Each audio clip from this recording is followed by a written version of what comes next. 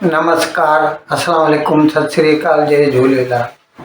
मैं हूं जी प्रेम मटलानी और आप देख रहे हैं हालात हाजरा का प्रोग्राम। हकीकत ये है, इब्तदा में आपसे दरख्वास्त है, चैनल ज़रूर सब्सक्राइब करें। दोस्तों, पिछले महीने यानी 23 अगस्त को हमने आपको बताया था भारत का जो रॉकेट PSLV था, जिसमें चंद्रयान 3 भेजा गया था, जो कि तकरीबन उससे 1-1.5 महीना पहले भेजा गया था। इतना उन्होंने सफ़र पूरा किया और 23 अगस्त को उसने उसका जो लैंडर था, जिसको नाम दिया गया था विक्रम, और जिसका एक हिस्सा था रोवर, जिसको नाम दिया गया था प्रज्ञान, ये दोनों कामयाबी से चांद की जुनूबी सतह पर यानी सदर्न पार्ट पर सॉफ्ट लैंडिंग करने में कामयाब हुआ। उस वक़्त भारत के वज़ीर आज़म जनाब मोदी साउथ अफ्रीका में थे, जोहानिसबर्ग में, और वो ब्रिक्स की मीटिंग अटेंड कर रहे थे। वहाँ पर उन्होंने ये डायरेक्ट जो है देखा और उनको मुबारकबाद दी। और फिर जो दूसरे ममालिक उसमें शामिल थे ब्रिक्स में, उन्होंने भी जनाब मोदी को और भारत को चांद के कामयाब लैंडिंग पर मुबारकबाद दी। अब ये तो हो गया, इसमें अब तक दुनिया में सिर्फ 3 ममालिक कामयाब हुए थे। तो पहले सोवियत यूनियन, अमेरिका, तीसरा था चीन, और भारत बन गया अभी चौथा। ये अलग बात है कि एक अजीब बात हुई है कि अभी तो सोवियत यूनियन नहीं रहा, उसकी जगह पर अभी रूस है। तो रूस ने अपना लूनार 25 भी भेजा था इन्हीं दिनों में, लेकिन वो सॉफ्ट लैंडिंग में कामयाब नहीं हुआ, उसका क्रैश लैंडिंग हुआ और वो टूट गया। खैर, वो अलग बात है। भारत सॉफ्ट लैंडिंग में कामयाब हुआ और इस वक्त हम कह सकते हैं कि India is the 4th country to send mission to moon successfully. अब एक कदम और आगे बढ़ गया भारत ने। वो जो मैंने आपको बताया था कि चांद जो है अपना एक चक्कर जो है 28 दिनों में पूरा करता है, तो इसकी वजह से उसका जो दिन है वो हमारे 14 दिन के बराबर होता है, और जो रात होती है वो भी हमारे 14 दिन के बराबर होती है। तो इसीलिए उसको ये प्लान किया गया था कि 23 अगस्त को जब भी भारत का लैंडर विक्रम वहाँ पे उतरेगा तो उस वक्त चांद पर दिन होगा, यानी सूरज की रोशनी दिखाई पड़ती होगी।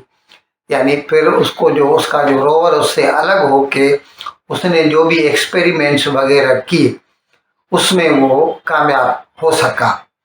उसके बाद 14 दिन के बाद फिर जब वहाँ पर रात हो गई, तो ये हमारा जो लैंडर विक्रम है और रोवर है प्रज्ञान, वो दोनों ने काम करना बंद कर दिया।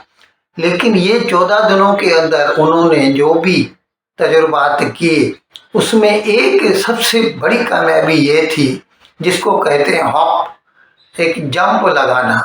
यानी एक मर्तबा तो सॉफ्ट लैंडिंग की विक्रम ने चांद की जुनूबी सतह पर, लेकिन उसके साथ फिर उसने क्या किया कि उसका जो उसको यहाँ से ऐसी डायरेक्शंस दी गई, कमांड दी गई, जिससे वो चांद की सतह से ऊपर उठा, थोड़ा ऊपर उठ के और फिर आहिस्ते से वापस लैंड किया। यानी it landed softly on the surface of moon 2 times, 2 बार उसने सॉफ्ट लैंडिंग किया। ये अब तक कोई नहीं कर सका है। अब इन तजुर्बात को सामने रखते हुए भारत की जो स्पेस एजेंसी है, इंडियन स्पेस रिसर्च ऑर्गेनाइजेशन, उसने अभी ये मंसूबा बनाया है कि हम अभी एक ऐसा रॉकेट भेजेंगे चांद की तरफ, जो चांद पे उतरेगा वहाँ से वो सैंपल कलेक्ट करेगा। अच्छा सॉरी, मैं बीच में काटता हूँ। ये जो लैंडर में से रोवर निकला प्रज्ञान, उसने उस वक्त वहाँ से जो सैंपल इकट्ठे किए तो उसने उधर ही उनके ऊपर तजुर्बात किए और जो कुछ उसको डेटा मिला वो उसने धरती पे भेज दिया। लेकिन अभी ये जो दूसरा मिशन जो हम प्लान कर रहे हैं अभी इसरो वाले, उसमें ऐसा होगा कि भारत से रॉकेट जाएगा चांद की तरफ, वहां पे सॉफ्ट लैंडिंग करेगा और फिर वहां से सैंपल इकट्ठे करेगा। वहां की जो सतह है उस पे पत्थर है, मिट्टी है या जो कुछ भी है वो इकट्ठा करेगा और फिर वो कामयाबी से धरती की तरफ वापस आ जाएगा। अदरवाइज क्या होता है कि ये तो अभी उधर ही हैं, जो लैंडर और रोवर हैं भारत के भेजे हुए चांद पर ही पड़े हैं। और जो चंद्रयान 3 जो मतलब रॉकेट था पीएसएलवी का, वो अब भी चांद के चारों तरफ तवाफ कर रहा है, चक्कर लगा रहा है, जो है रोटेशन कर रहा है वो। तो ये जो भी नया प्लान बना रहे हैं इसमें भारत का जो मिशन जाएगा, जो रॉकेट जाएगा, वो चांद की सतह पे उतरेगा, सैंपल कलेक्ट करेगा और फिर कामयाबी से वापस आके धरती पे भारत में पहुंचेगा।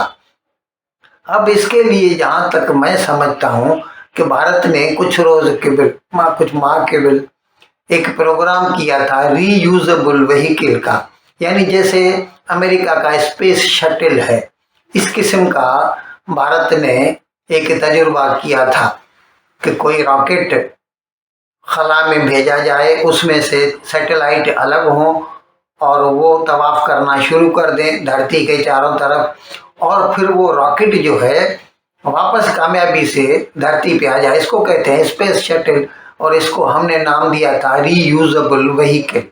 उसका कामयाब तजुर्बा किया था भारत ने। अब हमें लगता है कि ये जो मून मिशन होगा, यानी इसमें भी वही रीयूजेबल व्हीकल वाली टेक्नोलॉजी इस्तेमाल की जाएगी ताकि वो वहाँ से चांद से सैंपल इकट्ठे करे और फिर धरती की तरफ वापस आ जाए।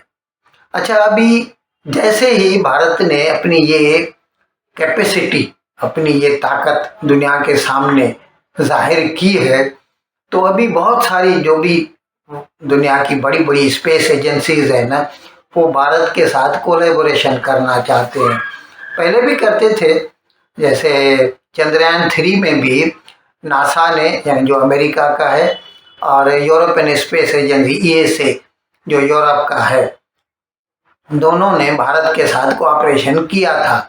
लेकिन अभी और ज़्यादा कोऑपरेशन के मौके सामने आ रहे हैं।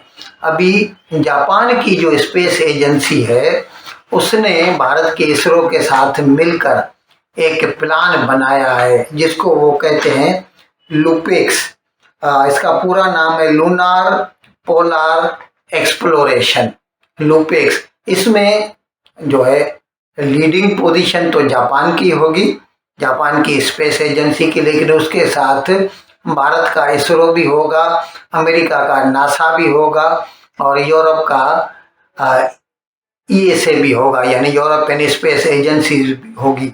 ये सभी मिलकर ये लूपेक्स पे काम कर रहे हैं और उम्मीद है बहुत जल्दी इसकी अनाउंसमेंट हो जाएगी कि कब वो चांद की तरफ ये मिशन भेजा जा रहा है। इन अल्फाज के साथ मैं आज का प्रोग्राम ख़त्म करने की आपसे इजाज़त चाहता हूँ, लेकिन विदाई लेने से पहले एक मरतबा फिर आपसे मेरी दरख्वास्त है कि जिस किसी साहब या साहबा ने अब तक हमारे इस चैनल को सब्सक्राइब नहीं किया, हज़राए करम इसको जल्द से जल्द सब्सक्राइब करें, प्रोग्राम को लाइक करें, शेयर करें और घंटी का बटन दबाना न भूलें। बहुत बहुत शुक्रिया। खुदा हाफिज़।